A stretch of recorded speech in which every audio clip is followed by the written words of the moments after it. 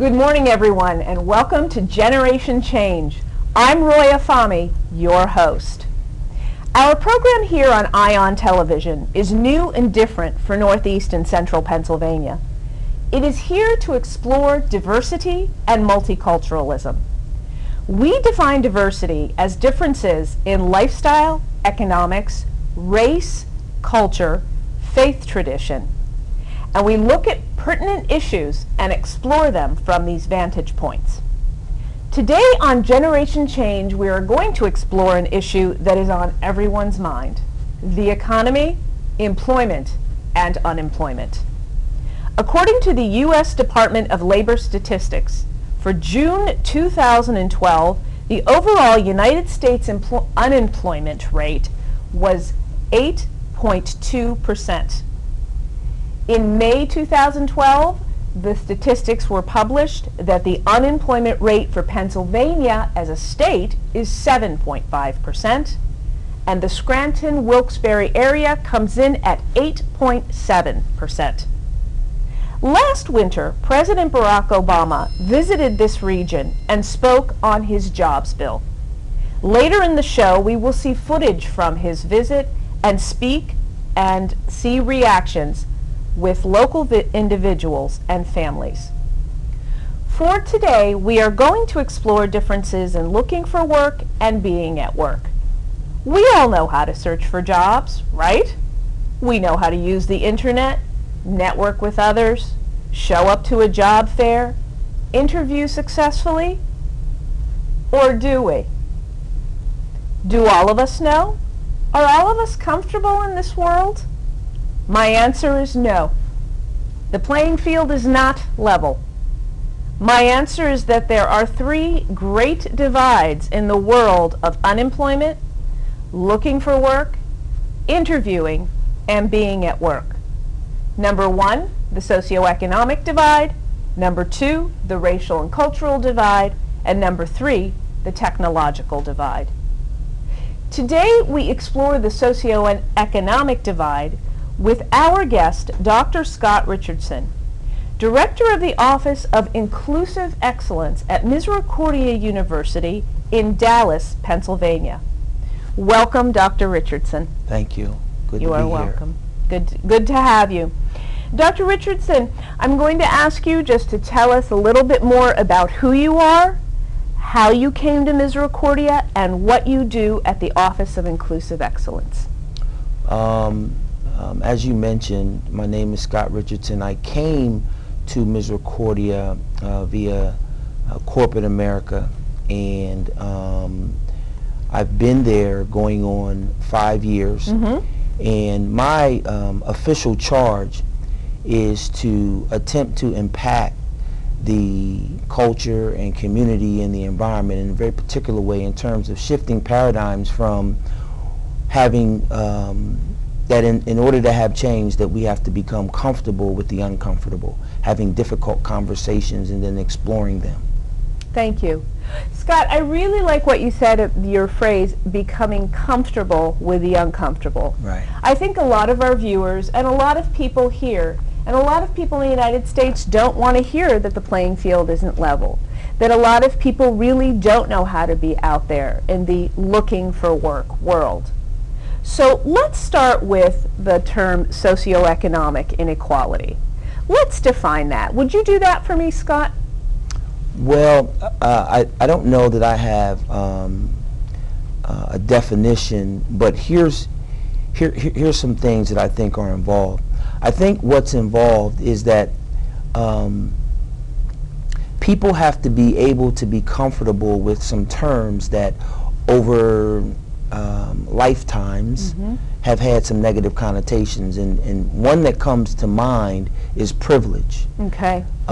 Because of the way individuals are socialized, individuals think that privilege means that we're setting up some kind of racial or color dichotomy, mm-hmm. when what privilege actually means is if you have a father and I don't, that's a privilege you have. Correct. That I don't have. Mm-hmm. And it's so fundamental, but a lot of people take those things and are incensed by them. So we're challenged by using the language in this field because of the way people respond to it. Okay. And so when we're talking about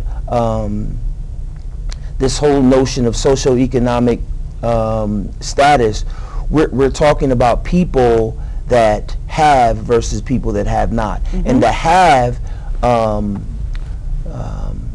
has a greater definition than what we think. We're talking about having money, we're talking about having resources, we're talking about having access, and then resources, you drill down a little bit more, we're talking about having resources of having people that may have a particular experience that could lend a perspective versus those that don't. And that's okay because we understand where we are and where we need to go. Thank you, Scott. Let's break it down here. Let's look at socioeconomic inequality in terms of being unemployed, okay? We're looking at an 8.2% unemployment rate in the United States right now.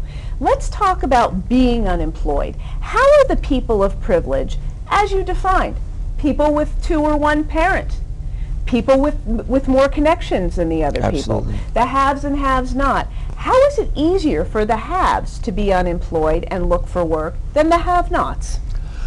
I think what happens, I mean, let's use me as an example. I'm one of the haves that actually has some detractors. I was given a foundation from a very interesting background. I'm a graduate of the Milton Hershey School, and one of the things that the Milton Hershey School does is it teaches people how to survive and have that moxie, and to know that when a door shuts, it just means that there's another door that's going to open, and be ready for it. So those are the kinds of things that were instilled in my being. And so there aren't many times where I can say that I can't do it, because I don't know saying I can't do it. But then there are those who were born and raised in communities where they don't see themselves beyond 18. Yes. There are those in communities that don't see themselves being lawyers or doctors. One, because lawyers become enemies. And so those with privilege think that that profession is rewarding and gratifying. Those without privilege could perhaps think that I'm not going to do that because I'm not going to be part of that system. Again, we're not condoning that thought process, but understanding that thought process allows us to find solutions to take people where they are and then get them to where we all need to be in terms of all progressing toward the same goal. Very good, very good. Point very well taken. Let's go to the interview process, Scott. Okay. The haves and have-nots. Let's say you get to the point where you actually have an interview. You were in the corporate world, okay? How is it that the haves have an advantage, per se, over the haves-not in an interview process? And let's talk about in an interview process where someone is asking you what salary you want for the job, or what salary you think you deserve for the job. Well, I think it speaks of two things. I think, in my mind, what we're talking about is when you are dealing with a particular population, let's say first generation, when you're dealing with first generation and you're dealing with individuals that may go to a job after college, they don't have very many people in their circle of influence that can give them some anecdotal reasoning about, well, here's what you want to look for, here's what you want to say. Correct. Here maybe is what you want to do. And so in a very particular way, I understand that, and people should be able to understand that. Not that you don't get a qualified candidate, but what happens so often is a broad stroke is painted on those individuals that don't do well. And then it's reduced to, we gave him a chance, but he or she just doesn't interview well.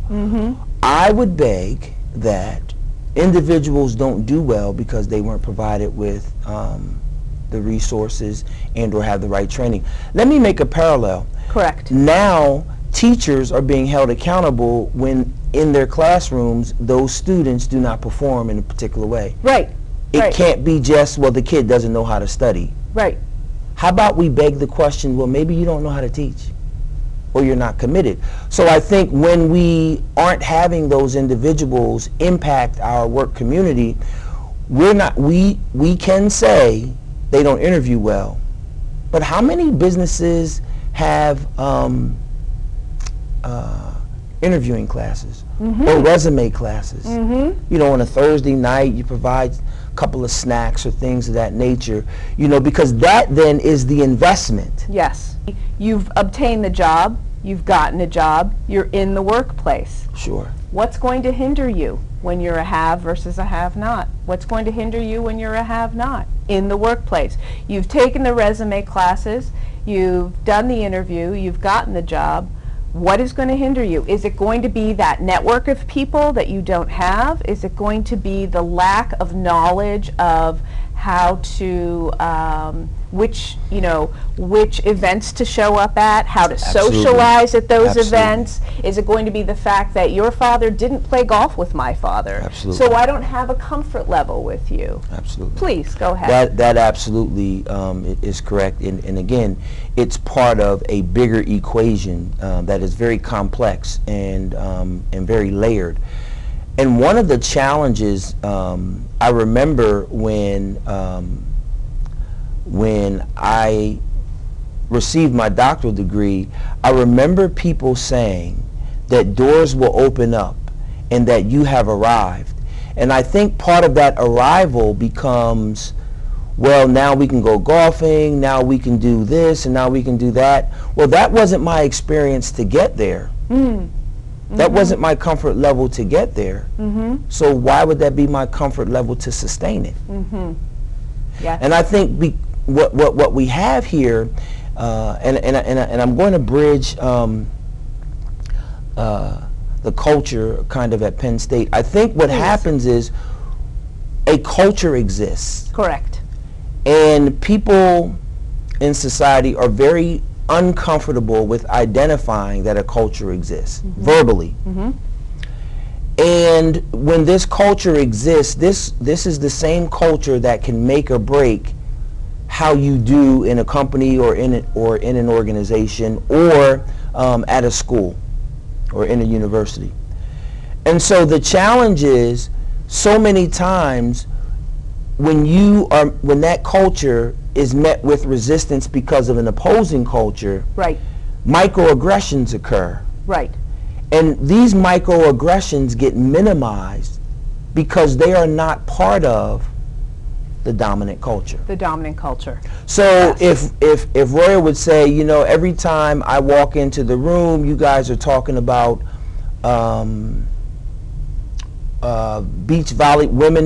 women's beach volleyball, and it makes me uncomfortable. Right. A particular comment could be, ooh, Roya's coming, I guess we got to stop talking about women. Right. And see, that then in and of itself creates this well, I don't belong here. And once that seed, I don't belong here, is planted, you never know what grows. Yes, absolutely. And that becomes a struggle. So instead of recognizing, you know what, Roya might be uncomfortable by what we're saying. So why don't we just be careful and recognize that there are work conversations and then there are personal conversations. Correct. Yes. Yes. People will not do that. They're not. Terms of their in organizational development and organizational dynamics. That's not what people do. They're not ready to go there. They're not ready to do that. No. Thank you. Well, Dr. Scott Richardson, thank you very much. You're I welcome. really appreciate your insight, your intelligent comments, and your wisdom.